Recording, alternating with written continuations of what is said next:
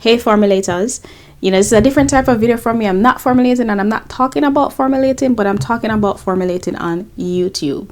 Let's begin. We're going to use this opportunity to discuss the pros and cons and then the ins and outs and the behind the scenes of entering this type of industry from my point of view.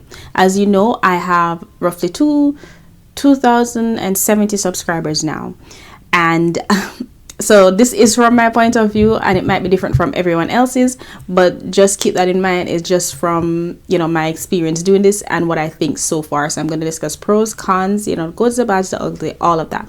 Let's begin. The first thing we're going to talk about is creative freedom as a skincare YouTuber, as a DIY skincare formulator YouTuber, whichever you want to call it. Where creative freedom comes in is that you have the power to create all different type of formulations.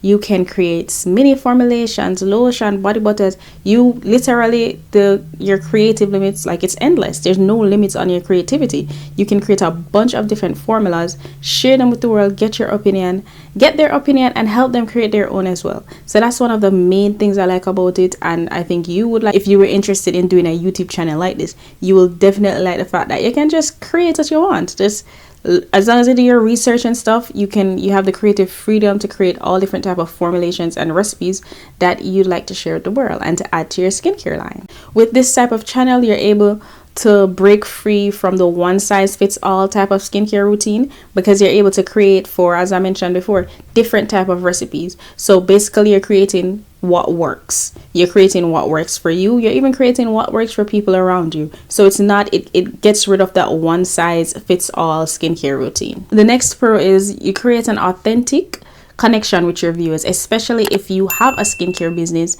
and you are looking to create a YouTube channel for that skincare business. This allows you to create a authentic connection with your viewers. By creating this connection, you'll be able to basically build your own skincare community. You'll be able to connect on a deeper level with your supportive community. You'll be able to help them and support them in ways that they may not be able to get help, outside of your channel.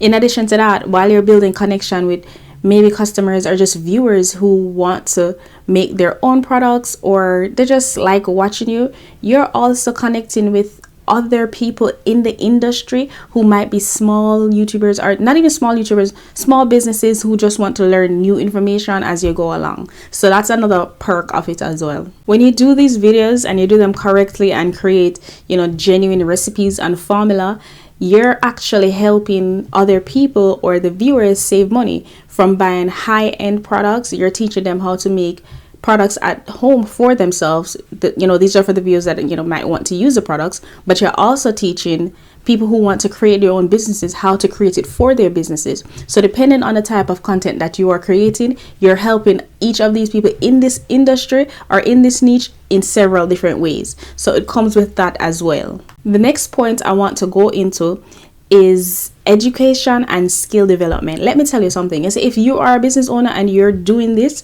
while you're a business owner, it is amazing, because you're educating yourself on new, because you have to make new recipes and new formula. You're educating yourself on new ingredients, new ways to do things, new ways to create things, and while you're doing that, you're also building your skill level on how you formulate, how you create, how you put things together. So you're building your skill level while you're creating and helping other people. This journey isn't just about sharing, it's about learning and growing for you as well. By the time you've made a bunch of videos and you're continuing to make these videos, you'll be able to master the art of creating your own skincare. From a self-taught point of view, you'll be able to master your skills. So if you're watching this and you probably have a business and you want to do this as well, keep that in mind. Keep that in mind. That's something that can help you to keep the passion for it, to keep you going, and to basically keep you learning. Next, we want to go into creative expression. Being a DIY skincare YouTuber is a way for you to express yourself creatively, and your videos might seem like it's not helping anyone, or it's just for you, especially when you just start.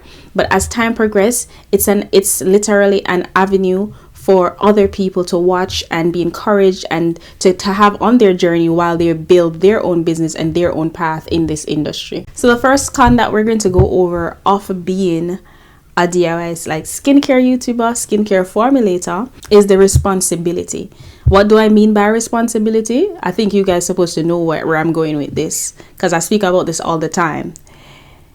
You know that saying that says, with great power comes great responsibility? Ensuring the safety and effectiveness of your DIY skincare products can be challenging. Let me tell you why. Because I can make a product and it works for me, works for people around me, but a viewer may watch it and it doesn't work for them. So some of the products that I make are from my old business when I had my own skincare business. So that's how I know that they work. So I put them up, or I test it on myself and family. So that's why I say with great power comes great responsibility. Because if you were just making products and just putting it out there, you don't test it, you don't know how it works, that's not a very safe way to go, because somebody can use it, it just doesn't come out how you do it, or it's just a hot mess when they create it. That can be a problem as well. They should have built-in safety measures and precautions as you're making them, and make sure that you test them first.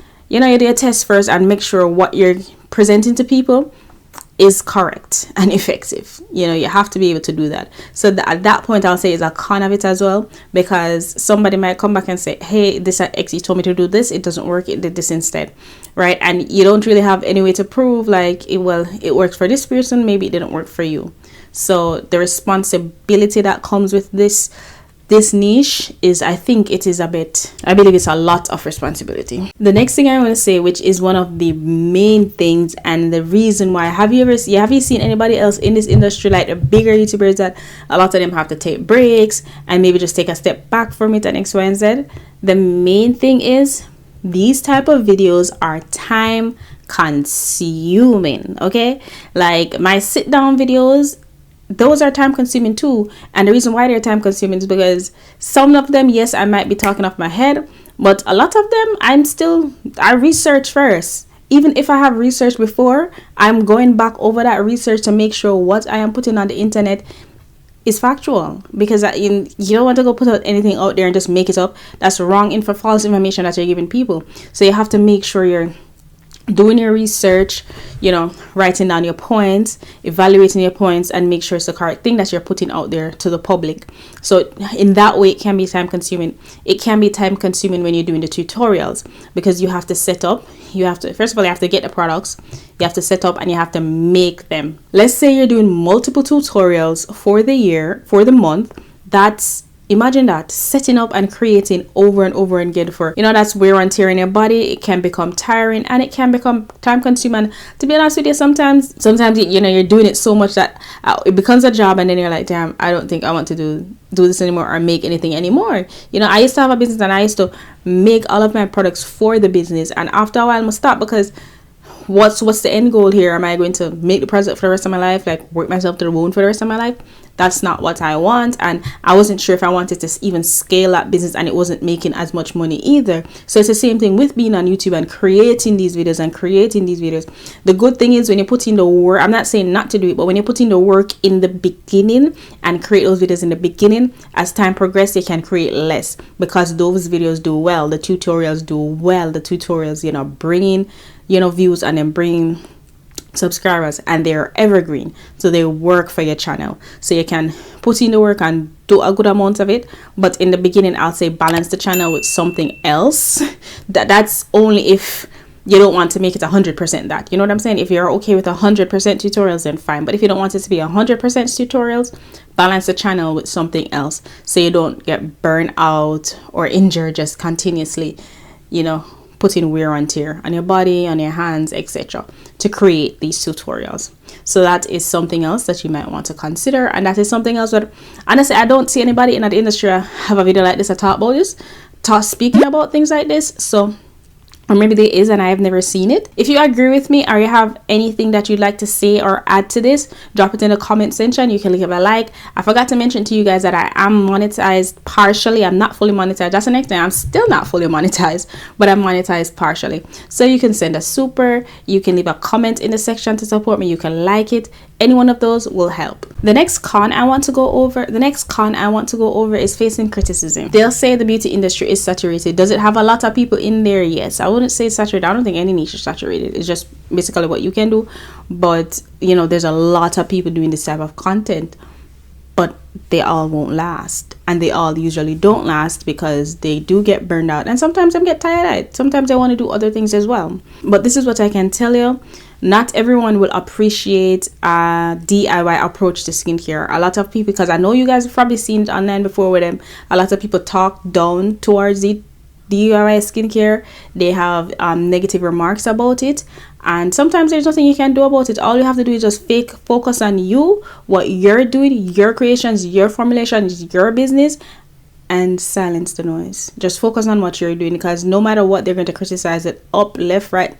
Find your people, right? So just learn how to take negative criticism, just learn how to handle criticism and negative feedback gracefully, and just keep it moving. Don't make it ruin your day. You know, we're humans, we have feelings, but we can't make it get to it. Because I've had a few hateful comments, but to be honest, I got more good comments than the hateful ones, so I didn't really dwell on them, because it's just like, you're just a penny in the bucket. Like, you're non-existent. Okay, like, who are you? Why are you here? Find somewhere else to go. Find where you belong, right? Number 4, which I would say is a con. This might be a pro or a con, depending on how you look on it. You know, competition in this industry is there, but I think there's a bigger competition in the beauty industry. And because we associate skincare with beauty, it seems like we kind of mesh them together. So we need to separate them, right? So I would say there is competition there, but I don't look at it as a negative. It depends on how you look at it. It will be positive because, you know, it keeps you on the go, and that tells you that this niche is, like, it tells us it at work. Like, people like do it. There's people out there that wants to do it, and them see something from it. They see value from it too. So that means, yeah, you could do it. The negative about it is that some of the competition that's out there, they're not genuine. It's plain and simple, they're thieves. Like, they're going to them a copy, they're copycats, them a copy what you do, right? And there's a thin line between copying and inspiration, and with this industry that's kind of hard to decipher, right? Because, for example, how to make whipped body butter, type that in right now, you're seeing a million videos, but the twist is they're all made differently. Still whipped body butter, but they're all made differently. And I could have seen those videos and be like, I'm not going to make a whipped body butter video because there's so much on the line. But me tell myself, say, look here, all when 10 million of them videos out there, I'm going to be 10 million and one, because clearly those videos are getting views and I want a piece of that pie. And so said, so done. Yes, I changed the recipe, I changed how I do it, I changed some of the ingredients that I add to it, but guess what? I'm putting it out there too. And that's what everybody did. There's people probably who copy other people's formula. Haven't heard much story. Well, I'm not. I heard stories of it, but what you can do about it, right? All you can do is make sure you stay true to you, stay true to your formulas, and create as you go along. That's all. Because that's what I do. I just substitute and create different ways how to make it. Because whipped body butter, there's so much ways you can make a whipped body butter and whipped shea butter. There's so much ways. Like, there's just like a few of them out there. Like, I see them way you can make it. Some people use heat, some people don't use heat. You still use shea butter, carrier oil, essential oil, basic, but we're all doing it different ways. And I don't know, a lot of the videos to our personality,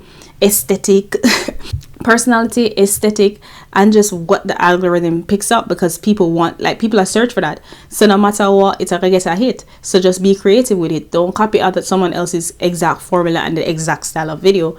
Put your own formula to it, do your own twist, and post your video. 10 million and one, remember. With that, another thing I want to add to that too, what you have to be aware of too is that when you're in this line of field and you're making videos like that, not only is that make other people who make video might steal a video, there's people who will downright steal your formulas video, because we can't say how to make a shea butter, but they will steal exactly what you're doing and try to resell it, and you will never know. They'll try to impersonate you on other platforms, and when they're impersonating you on other platforms, they're just dragging from maybe a YouTube channel and putting it on those platforms, and sometimes you don't know until it's way down the line. So that's something you have to keep an eye out for as well. So if you create a channel like this but you don't want to be active on Instagram and stuff, because I don't use any of those stuff, I make sure I hold on to the handle.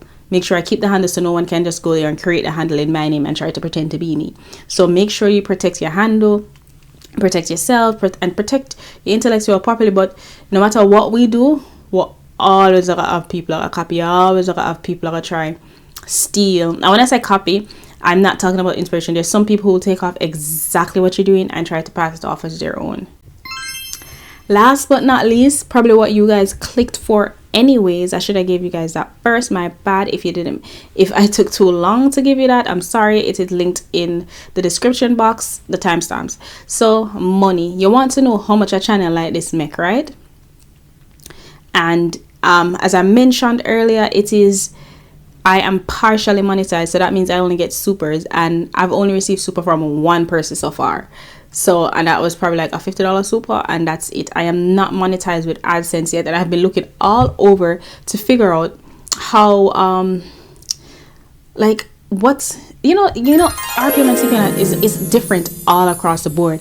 But I'm not really seeing nobody like me, like just will make something like me, DIY skincare and formulators, who have posted one of those videos that say how much I made on my first YouTube check, and this is what it looks like.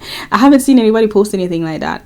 I don't know, like I think in this in this niche, nobody really talks about how much they really make doing this, or maybe they're very private, and then most of their videos are tutorials, so they probably don't want to attract the wrong type of audience to their videos, which is understandable. But I feel like the day that I am monetized on YouTube through this channel, I will definitely do a video to share how much I made on my first check as a monetized creator doing this type of content in this niche. Now, would I post it on this video? Probably for the same reason that those didn't.